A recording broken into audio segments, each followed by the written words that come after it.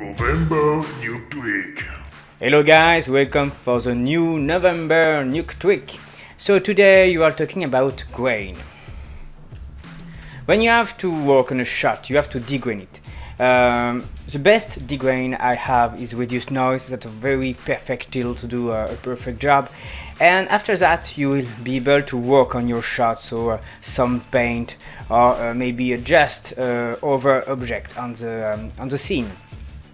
So to put the grain back on the plate, the standard method is to minus the plate with the degrain version just to keep only the grain, and we use a plus operation just to apply the grain over the degrain plate and the compositing. But to be honest, you maybe have some artifact with this system. If I just increase the grain, you will see, for example, on this object, we have a lack of detail in the grain, especially on this zone, because there is a black Woodsman, and this black solder don't contain a lot of grain, so that's difficult to manage this. And we have the invert, we have something very bright on this zone.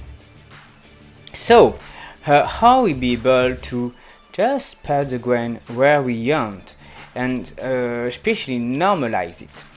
The first trick is to divide the grain by the degrain plate. So when we do this, we just normalize the grain. So I just show you the before after. See now. So as you see now, the dark part contains a lot of grain now, because the system tried to just normalize the grain to have something more flat.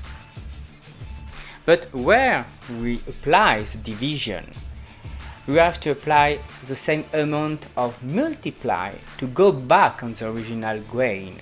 To do that, you just to use a comp and multiply the comp on your new divide grain, your new normalized grain. So take a look before and after. So that's pretty nice. As you see now, we did take the grain at a different amount on the checkerboard and on the place where I do a paint. But there is something more cool about this technique. If you apply a gamma, for example, I have a gamma on 2, just go on my plus session, so just to show you where I have a grain. So now I have grain, just compare before and after. I guess you see the difference, especially on the white part. So now if you play with the gamma, you will be able to increase this normalization and the proportion on grain on the different parts. If I go on 17,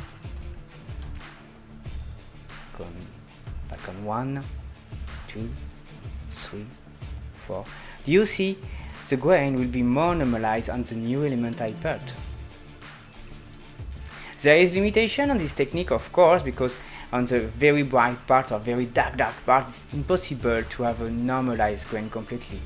But you'll be able to paint if you want the grain on the zone you want, like this, if you want, just to have something more nice. So that is a trick, guys. The divide multiply helps a lot to normalize the grain and put something more flat on your comp. But don't forget, if you want a very nice regrain, use the dash grain node. That's a marvelous node. And don't forget, it is a Movember, so if you want to give donation on the Movember webpage, that would be really appreciated. See you soon, bye.